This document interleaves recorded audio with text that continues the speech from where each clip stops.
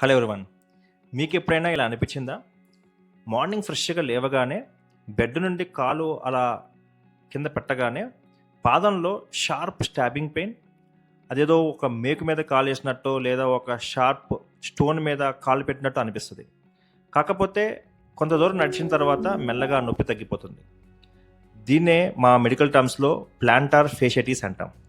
అసలు ఈ planter fasciitis అంటే ఏంటి? ఎందుకొస్తుంది? దీన్ని మనం ఇంట్లోనే ఎట్లా తగ్గించుకోవచ్చు? ఎక్సర్సైజ్ చేసుకోవాలి? ఈవెన్ ఇంట్లో చిట్కాలు ఎక్సర్సైజ్ చేసుకున్న, దగ్గరలో ఉన్న హాస్పిటల్స్‌లో చూపించుకున్నా గానీ, అక్కడ ఇంజెక్షన్స్ తీసుకున్నా గానీ తగ్గకపోతే, చాలా లేటెస్ట్ ట్రీట్మెంట్స్ ఏమొచ్చినియి, ఈ అడ్వాన్స్డ్ ట్రీట్మెంట్స్ ఎట్లా చేస్తామని తెలుసుకోవాలనుకుంటే కనుక, ఈ వీడియో చివరిదాకా చూడండి. నేను మీ doctor Karthik Telagareddy, Helio Regenex it's an advanced orthopaedics and pain integrated centre, Banjara hills, Hyderabad. Plantar fasciitis అంటే ఏంటో తెలుసుకునే ముందు అసలు ఫుట్లో ఏ భాగంలో ఈ టిష్యూ డ్యామేజ్ అయితే ఈ ప్రాబ్లం వస్తుందో మనం తెలుసుకోవాలి. సో ఇది మనం పాదం అనుకుంటే, ఫుట్ అనుకుంటే, మీరు దీని షేప్ చూసారా? మనం సైడ్ నుంచి చూస్తున్నాం, ఒక ఆర్చ్ లాగా ఫామ్ అయింది. ఈ ఆర్చ్ మెయింటైన్ చేయడం కోసం దేవుడు మనకి ఒక పొర ఇచ్చాడు. ఆ పొరనే ప్లాంటార్ ఫేషియా అంటాం. మీకు అర్థం కావాలంటే నేను చూపిస్తాను. ఫర్ ఎగ్జాంపుల్ ఇది టేప్. ఈ టేప్ నేను ఇక్కడి నుంచి ఈ బోన్ దగ్గర నుంచి టోస్ వరకు కూడా స్టిక్ చేశాను. మీరు సైన్ నుంచి చూడొచ్చు. ఇప్పుడు ఈ పొరని ఏదైతే మనము ఇక్కడి నుంచి ఇక్కడ దాకా అంటించామో సేమ్ మన హ్యూమన్ బాడీలో కూడా ఇట్లాగే ఉంటుంది. దీన్ని మనం ప్లాంటార్ ఫేషియా అంటాం. ఈ ప్లాంటార్ ఫేషియా అనే ఈ థిక్ బ్యాండ్ పొర వల్ల మనం ఫుట్ ఇట్లాగా ఆర్చ్ మెయింటైన్ అవుతుంది. చూడండి, ఒక ఆర్చ్ లాగా, అంటే ఒక విల్లు లాగా. మనం బాణం చూసారా? ఒక బాణము ఇలాగా ఆ యూ షేప్లో ఇట్లాగా మనకి ఫామ్ అవ్వాలి అంటే ఆర్క్ లాగా మనం స్ట్రింగ్ అటాచ్ చేస్తాం. It's like a bow string అంటాం అనమాట. సో ఇది ఉండటం వల్లే ఈ ఆర్చ్ అనేది మనకి మెయింటైన్ అవుతుంది. దీనికి ఇంకొక పని కూడా ఉంది. మనం నడిచినా లేకపోతే పరిగెట్టినా కానీ ఈ షాక్ అనేది అబ్జార్బ్ చేసుకోవడం కూడా ఈ ప్లాంటార్ ఫేషియా చేస్తుంది. ఒకవేళ కనుక ఈ ప్లాంటార్ ఫేషియా అనే ఈ పొర కనుక రిపీటెడ్ స్ట్రెస్కి గురయ్యి చిన్న చిన్న చిరుగులు వచ్చి లోపల వాపు వచ్చి ఇన్ఫ్లమేషన్ రావటం వల్ల మనకి నొప్పి అనేది కలగజేస్తుంది. దాన్నే మనం ప్లాంటార్ ఫేషియటిస్ అంటాం.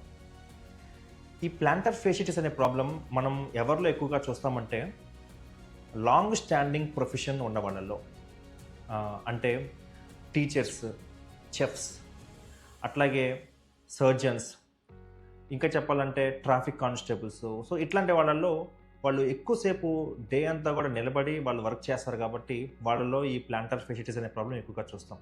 అట్లాగే over weight, sudden weight gain ఎవరిలో చూస్తాం? ప్రెగ్నెన్సీలో. సో అప్పుడు దాకా 50 కిలోస్ ఉంటారు. సో ప్రెగ్నెన్సీలో సడన్గా ఒక 6 to 9 మంత్స్లో 20-25 కిలోస్ వెయిట్ గెయిన్ అవుతారు కొంతమంది. సో వాళ్ళలో కూడా మనకి ప్లాంటార్ ఫేషియటిస్ అనే ప్రాబ్లం ఎక్కువగా చూస్తుంటాం. అట్లాగే కొంతమంది పుట్టడంతోనే ఈ ఫుట్ ఇట్లా మనకి జనరల్గా ఇలా ఆర్చ్ ఉండాలి కదా, ఈ ఆర్చ్ మెయింటైన్ అవుతుంది కదా. ఈ ఆర్చ్ కాకుండా ఫ్లాట్ ఫుట్ అంటాం. ఫ్లాట్ ఫుట్తో పుడతారు.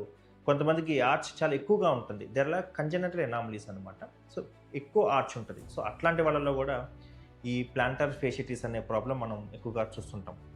సో ఇలాగే కాకుండా ఇంప్రాపర్ ఫుట్వేర్ అంటాం. సో ఇది కూడా ఎక్కువగా ఫీమేల్స్లో, అంటే ఆడవాళ్ళలో చూస్తుంటాం. They concentrate more on aesthetics of the footwear బాగుందా లేదా అని చూస్తారు, కానీ కంఫర్ట్గా ఉందా లేదా అని చూడకుండా పైకి చూడటానికి బాగుంటే చాలు అన్నట్టు ఫ్లాట్స్ లాంటివి వేసుకోవటం, గట్టిగా సోల్ ఉన్న వాటివి వేసుకుని సో నడుస్తూ ఉంటారు. కాబట్టి వాళ్ళలో కూడా మేము ఈ ప్లాంటార్ ఫేషియటిస్ అనే ప్రాబ్లం ఎక్కువగా చూస్తుంటాం.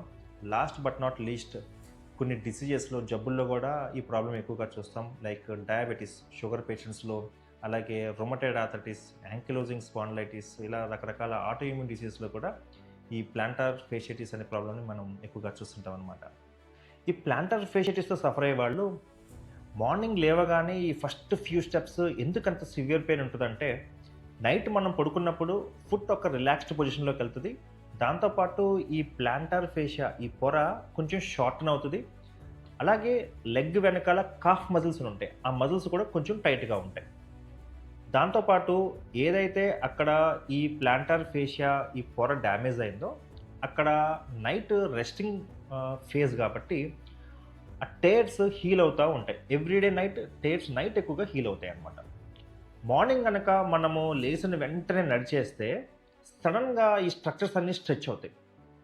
దానివల్ల సివియర్ పెయిన్ వస్తుంది. దాంతోపాటు ఈ మైక్రో టైర్స్ ఏదైతే నైట్ అంతా హీల్ అయినాయో అది వీక్ పార్ట్ అనమాట. ఈ సడన్ స్ట్రెచ్ వల్ల ఈ మైక్రో టైర్స్ అప్పటిదాకా హీల్ అయింది మళ్ళీ రీటేర్ అవుతాయి. దానివల్ల సడన్ షార్ప్ స్టాబింగ్ పెయిన్ వస్తుందన్నమాట. సో మనము డాక్టర్ దగ్గర ఏ ట్రీట్మెంట్ తీసుకున్నా కానీ ఇట్లాంటి పనులు చేస్తే అంటే సడన్గా లేచి నడిచేయడం వల్ల ఏ ట్రీట్మెంట్ అయినా ఫెయిల్ అవుతుంది. సో మనం చేయాల్సింది ఏంటంటే లేచిన వెంటనే మీరెవరో ఒకరు హెల్ప్ తీసుకోవాలి. ఒక బేసిన్ వాటర్‌లో ఎందుకంటే మీరు వెళ్ళకూడదు. మీరు వెళ్లి తెచ్చుకోకూడదు. ఎవరో ఒకరు తీసుకొచ్చి అక్కడ పెట్టాలి. ఒక బేసిన్‌లో ఒక హాట్ వాటర్ లూక్ వార్మ్ అంటే గోరువెచ్చని నీళ్ళు తీసుకొచ్చి పెడితే మీరు ఫుట్ ఒక 2 పాదాలు ఒక 10 నిమిషాలైనా దాంట్లో ఉంచాలి. దాని తర్వాత నీట్‌గా ఒక 50-100 టైమ్స్ అయినా స్లోగా పాదాన్ని పైకి, కిందకి స్ట్రెచెస్ చేయాలి. దాని తర్వాత పక్కనే ఒక చపాతీ కర్ర పెట్టుకొని, ఆ చపాతీ కర్ర మీద కూడా మీ పాదాలు పెట్టి ఒక 50-100 టైమ్స్ రోల్ చేయాలి. రోల్ చేసిన తర్వాత మీ పాదాలు డైరెక్ట్‌గా ఈ చెప్పుల మీదకెళ్ళాలి. అయితే ఎంసీఆర్ కానీ లేదంటే చాలా లేటెస్ట్ అడ్వాన్స్డ్ మనకి కస్టమైజ్డ్ ఇన్సోల్స్ అయినా కానీ ఏదో ఒక చెప్పులు ఇట్లాంటి స్పెషల్గా దీన్ని డిజైన్ చేసిన చెప్పుల మీదకి మీ పాదాలు వెళ్ళి దాంట్లో నడవాలి. సో మీరు ఇంట్లోనూ చెప్పులు వేసుకోవాలి, బయట కూడా అవే చెప్పులు వేసుకోవాలి. చెప్పులు లేకుండా అసలు తిరగకూడదు. సో ఇట్లాంటివి కనుక మీరు చేస్తే మనకేంటంటే ఇది ఫాస్ట్గా హీల్ అయిపోవడం జరుగుతుంది. చాలామంది ఎక్కువగా ఈ ట్రీట్మెంట్ తీసుకునే వాళ్ళు మిస్టేక్ ఇక్కడే చేస్తుంటారన్నమాట. So coming to the treatment part. So మనకి ట్రీట్మెంట్ తెలుసుకునే ముందు ప్రాబ్లం ఏంటో తెలిస్తే ట్రీట్మెంట్ చేసుకోవడం చాలా సులువు. సో నేను మీకు ఇందాక చెప్పినట్టు ఈ ప్లాంటర్ ఫేషిటిస్లో ప్రాబ్లము ఈ పొరలో ఉంది. సో మనం రిపీటెడ్గా స్ట్రెస్కి గురి చేయడం వల్ల ఈ పొర ఇదంతా కూడా డ్యామేజ్ అవటం వల్ల ఈ ప్రాబ్లం ఉంది. So treatment is very simple. ఈ డ్యామేజ్ని మనం హీల్ చేయాలి. ఈ డ్యామేజ్ కనుక హీల్ అయిపోతే ఆటోమేటిక్గా ఈ ప్రాబ్లం అనేది సాల్వ్ అయిపోతుంది. కాకపోతే ఏమవుతుందంటే ఒక్కసారి ఇక్కడ డ్యామేజ్ అయిన తర్వాత మనం నడిచే ప్రతిసారి కూడా దీని మీద ప్రెషర్ పడటం వల్ల ఇక్కడ హీల్ అవుతూ ఉంటుంది, డిస్టర్బ్ అయిపోతూ ఉంటుంది. హీల్ అవుతూ ఉంటుంది, మనం నడుస్తూ ఉంటాం, డిస్టర్బ్ అవుతూ ఉంటుంది. దానివల్ల ఏమవుతుందంటే ఎన్ని నెలలైనా కానీ నొప్పి అనేది తగ్గదు. So here comes the Newton's third law. మనం ఈ ఫుట్వేర్ అనేది మనము ఎందుకు ఇంపార్టెంట్, ఎలాంటి ఫుట్వేర్ వేసుకోవాలి అని తెలుసుకోవాలనుకుంటే మనకి ఇక్కడ ఫిజిక్స్ చాలా ఇంపార్టెంట్. న్యూటన్స్ థర్డ్ లా మనకి ఏం చెప్తుంది? For every reaction there is equal and opposite reaction. For example మనం నడిచేటప్పుడు ఇది గ్రౌండ్ అనుకుంటే కనుక మనం ఫుట్ ఇట్లా వేసినప్పుడు మనం ఎంత ఫోర్స్తో మనము ఈ గ్రౌండ్ని మనము తన్నుతామో అంతే ఫోర్స్ తోటి, ఈక్వల్ ఫోర్స్ తోటి ఇది వచ్చి బ్యాక్ ఒక ఫోర్స్ వచ్చి హిట్ చేస్తుంది. దీనివల్ల ఏమవుతుందంటే ఈ బోన్ మధ్యలో, ఈ బోన్ ఉంది కదండి, దీన్ని క్యాల్కేనియం అంటాం. ఇది హార్డ్ బోన్.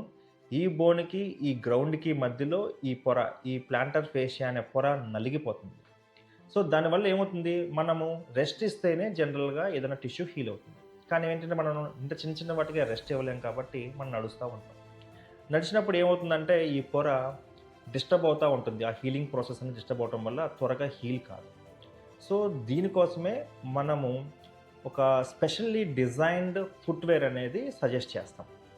సో ఈ ఫుట్వేర్ పని ఏంటంటే న్యూటన్స్ థర్డ్లో అలాగే ఉంటుంది. కాకపోతే మామూలుగా హార్డ్ సర్ఫేస్ అంటే నార్మల్ ఫుట్వేర్ ఉంటుంది, మనం వెళ్ళి కొనుక్కుంటాం కదండి. ఆ నార్మల్ ఫుట్వేర్ ఏంటంటే ప్రెషర్ని డిస్ట్రిబ్యూట్ చేయదు. కానీ ఈ particular footwear, for example different footwears are there. Basic MCR microcellular rubber దగ్గర నుంచి కస్టమైజ్డ్ ఇన్సోల్స్ వరకు చాలా ఉన్నాయి. దీని గురించి డీటెయిల్డ్గా నేను వేరే వీడియోలో మళ్ళీ మాట్లాడతాను. సో ఈ కస్టమైజ్డ్ ఇన్సోల్స్ వేసుకోవటం వల్ల ఈ ప్రెషర్ ఇక్కడ పడకుండా మొత్తం ఫుట్ అంతా డిస్ట్రిబ్యూట్ అవటం వల్ల దీనికి ఈ పార్ట్కి కొంచెం రెస్ట్ దొరుకుతుంది. దానివల్ల ఏమవుతుందంటే ఈ టిష్యూ అనేది ఫాస్ట్గా న్యాచురల్గానే హీల్ అయిపోతుంది. So out of 100 పేషెంట్స్లో 50-60% of the పేషెంట్స్కి ఈ ఫుట్వేర్ చేంజ్ చేసుకున్న, మార్నింగ్ లేసి స్ట్రెచెస్ ఎక్సర్సైజ్ చేసుకుంటే ఆటోమేటిక్గా న్యాచురల్గానే హీల్ అయిపోతుంది. ఇలా కాకుండా ఇంకా కొంతమందికి ఇలా చేసినా కానీ హీల్ అవ్వకపోవచ్చు. సో వాళ్ళకేం చేస్తారంటే దగ్గరలో ఉన్న హాస్పిటల్స్‌కి వెళ్తే జనరల్‌గా ఆర్థోపెడిక్ డాక్టర్స్ నాలాంటి వాళ్ళు లోకల్‌కి ఏంటంటే ఒక ఇంజెక్షన్ చేస్తాం. దాన్ని బ్లైండ్ టెక్నిక్‌తో అంటే ఏం చూడకుండా అట్లా జనరల్‌గా మాకు ట్రైనింగ్ ఉంటది. ఎగ్జాక్ట్‌గా ఎక్కడ చేయాలనేది ఒక బ్లైండ్ టెక్నిక్ ద్వారా ఒక సింగిల్ ఇంజెక్షన్ స్టెరాయిడ్ ఇంజెక్షన్ చేస్తాం. స్టెరాయిడ్ ఇంజెక్షన్ ఎగ్జాక్ట్‌గా ఇక్కడ చేయటం వల్ల ఏమవుతుందంటే నొప్పి తగ్గుతుంది. దానివల్ల అక్కడ లోపల వాపు తగ్గుతుంది. దానివల్ల దాంతో పాటు టాబ్లెట్స్ ఇవ్వటం వల్ల మళ్ళీ ఫుట్‌వేర్ ఏసుకోవటము, అట్లాగే ఎక్సర్సైజ్ చేసుకోవడం వల్ల 50లో ఔట్ ఆఫ్ ఇంకో 50% మెంబర్స్ కూడా తగ్గిపోతుంది. సో, ఆల్మోస్ట్ 100లో 70% మందికి footwear, tablets, exercise and with injection తగ్గిపోతుంది. బట్ ఒక 20-25% ఆఫ్ రెసిస్టెంట్ కేసెస్ అంటాం. అంటే వాళ్ళకి ఏమి చేసినా గానీ నొప్పి తగ్గదు. సో, అట్లాంటి వాళ్ళకే అడ్వాన్స్డ్ ట్రీట్మెంట్స్ అవసరం. అయి దగ్గరగా పెరిఫెరీస్‌లో, చిన్న ఊర్లలో అందరు డాక్టర్స్ చేయరు. ఇది కొంచెం highly skilled musculoskeletal treatments, regenerative treatments అంటాం. సో, మేము స్కాన్‌లో చూసుకుంటా ఎగ్జాక్ట్‌గా ప్రాబ్లమ్ ఎక్కడుందని అక్కడికి వెళ్ళి రీజనరేటివ్ థెరపీస్ చేస్తాం. సో, దానివల్ల ఏంటంటే ఆ లోపల ఉన్న టిష్యూ త్వరగా హీల్ అయిపోతుంది అండ్ ఈ ప్రాబ్లమ్ పూర్తిగా సాల్వ్ అవుతుంది. అండ్ అట్లాగే ఈ ఫుట్‌వేర్ ఈ రెసిస్టెంట్ కేసెస్‌లో కూడా ఈ ఫుట్‌వేర్ దగ్గర కూడా చాలా అడ్వాన్స్డ్ ఫుట్‌వేర్ మనము సజెస్ట్ చేయాల్సిన అవసరం ఉంటుంది. దానికోసం ఏం చేస్తామంటే మా దగ్గర ఉన్న ఈ ప్రెషర్ మ్యాపింగ్ స్కాన్ ఒకటి ఉంటుంది. ఒక 1 మీటర్ స్కాన్ ఒకటి ఉంటుంది. ఆ స్కాన్ మీద వీళ్ళని మనం నడిపించడం వల్ల కంప్యూటర్ ఒక మ్యాప్ జనరేట్ చేస్తుంది.